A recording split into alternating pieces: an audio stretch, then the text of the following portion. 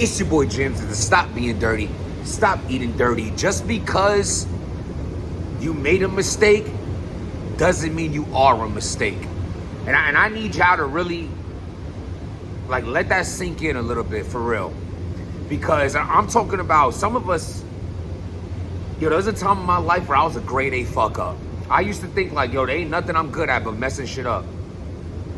Like, I know how to fuck it up. I don't know how to make it better. My slip-ups, my mishaps, it's just like a tornado of, what the hell am I doing? And then it becomes even worse because, accountability, I speak about accountability a lot. But you know what's a dark place to be? When you start taking accountability for all the mishaps and dumb shit and wrongful things that you're doing, verbally, physically, and you know you're doing wrong, and you don't even know how to hit the brakes. That was one of the scariest times in my life. When I was just on a road of negativity, violence, aggression, toxicity in relationships, friendships, in my family, with alcohol. It just, and I felt like I was too far in. That how can I even stop this? How can I even go back? This must be who I am. And thank God I was wrong. And I'm going to be honest with you. And maybe one day we'll get into a real detailed blog about details on what I'm speaking of. But it really took me to hit rock bottom to be like, well, here I am. There's no other way but up. And, I remember, I'll give you this one part. I remember calling my father and just telling him, kind of breaking down, and letting him know, the state that I was in and that I needed help. And, and little did I know that help was just someone to listen to me and to feel like that I wasn't alone in it, and I know a lot of times people right now probably, tired of this intro and don't want to hear it and want me to get to the subject, and I will. But man, I just know there's also people out there that understand that I need them to understand they're not alone in these feelings that we all go through, and they're not alone in this pain that we all feel. And if I can use my voice in this channel to even touch one person with the message that just because you made a mistake, you aren't a mistake, I'm a K-Shine!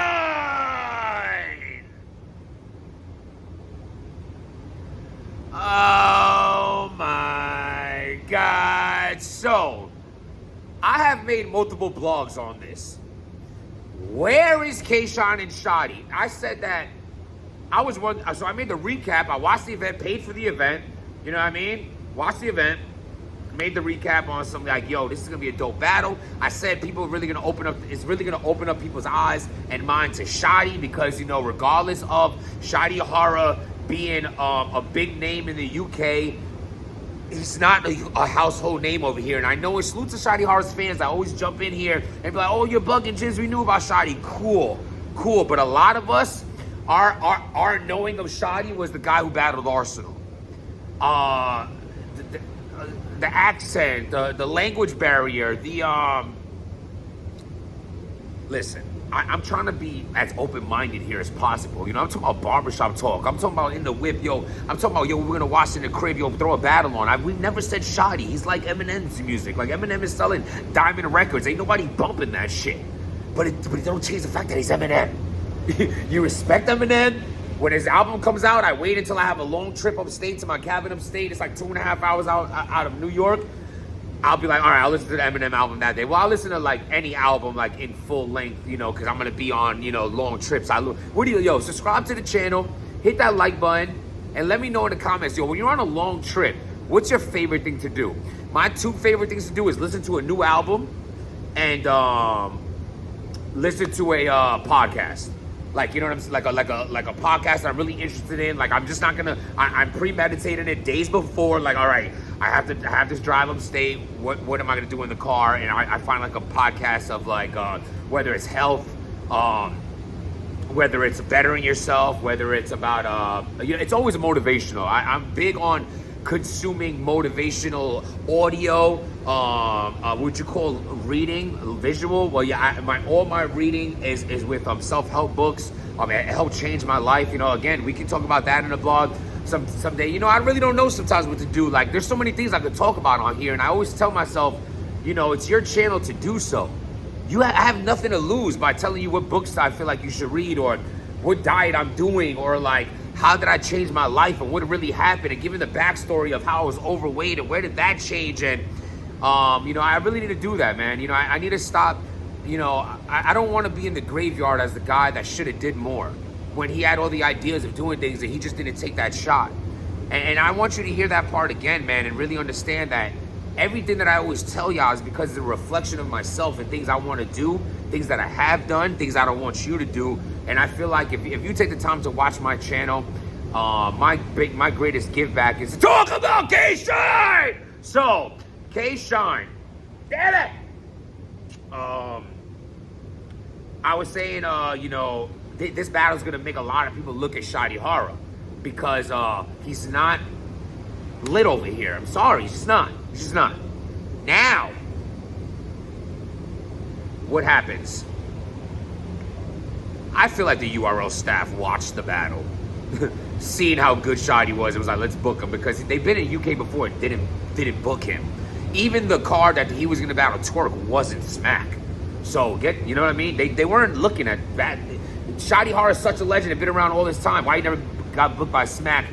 But coincidentally, he gets booked on Smack right after he battles K-Shine. If you think that's a coincidence, just like I told Chef Trez on our back and forth on Twitter, because he didn't like that post I wrote about how battle raps being unprofessional and no other entity or industry or job or corporation or union or anything can you no call, no show, call in sick and do all this shit without repercussions. And this is why people aren't really investing in battle rap, and your investment isn't safe in battle rap due to no shows, chokes, violence, whatever it is. And he's saying, and you know, he debated me on that and saying, every person who did it, every person who missed the battle had a valid reason. And then he said, yo, this only happened 2-3 times where there wasn't a reason.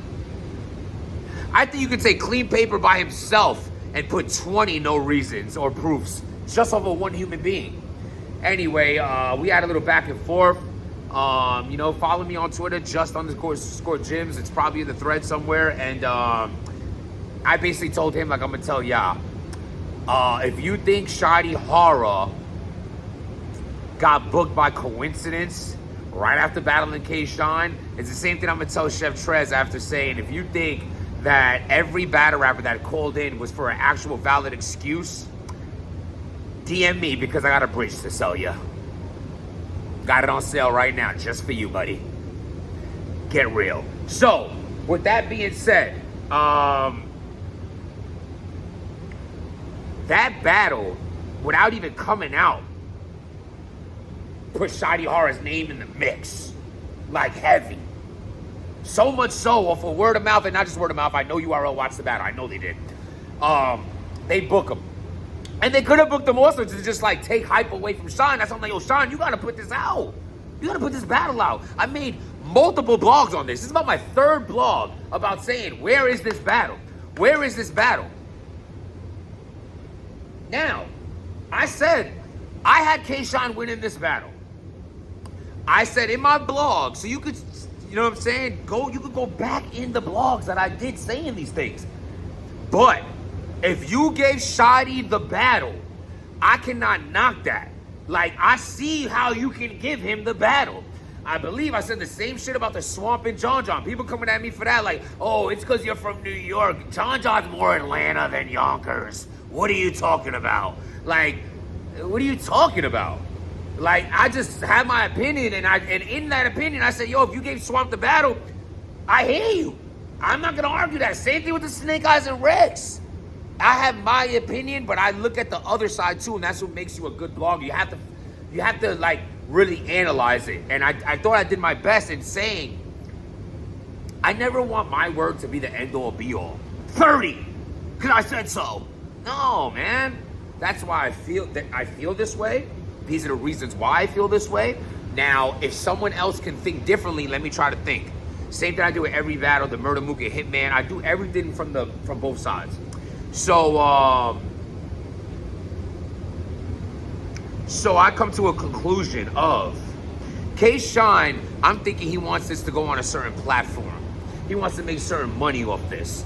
In the legal terms, can he still just drop this battle? He's in that whole binding contract, but he found a loophole, right? Because no one can book K-Shine without getting sued by URL because he's under contract. So K-Shine booked himself to battle Shotty.